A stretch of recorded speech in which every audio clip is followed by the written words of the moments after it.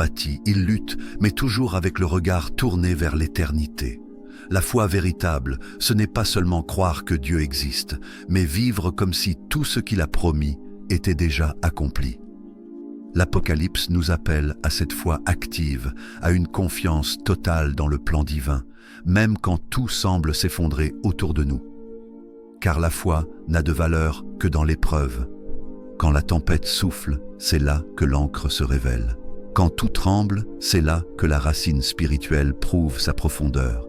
Regardons autour de nous, les valeurs s'effondrent, la vérité est méprisée, le mensonge s'habille de lumière et beaucoup se laissent séduire.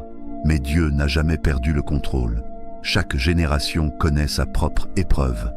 Pour Noé, c'était le déluge. Pour Moïse, c'était Pharaon. Pour Daniel, c'était la fosse aux lions. Pour Jean, c'était l'exil. Et pour nous aujourd'hui, c'est le compromis spirituel, l'indifférence, la peur de la vérité. Mais le même Dieu qui a délivré Noé, Moïse, Daniel et Jean est vivant aujourd'hui. Il n'a pas changé. Il est fidèle à sa parole. Ce que Dieu cherche maintenant, c'est une génération qui ne plie pas le genou devant la peur. Une génération qui ose dire la vérité même quand elle dérange. Une génération remplie du Saint-Esprit, guidée non par l'opinion publique, mais par la voix de Dieu. Frères et sœurs, il est temps de réveiller la flamme qui dort en nous. Nous ne pouvons plus être des croyants tièdes, des disciples silencieux, des témoins hésitants.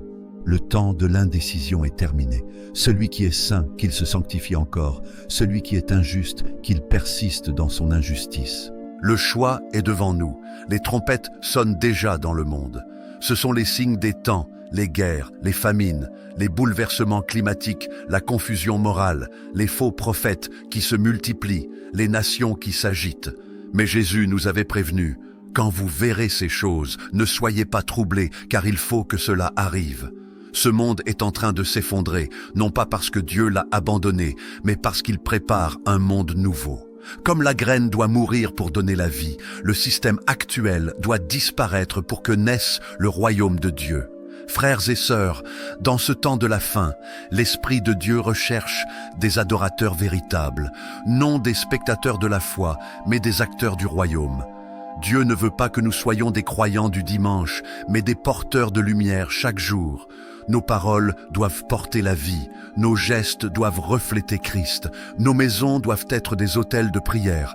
Le réveil que nous attendons ne viendra pas par des programmes, mais par des cœurs brisés et humbles devant Dieu. Le réveil commence quand un homme ou une femme tombe à genoux et dit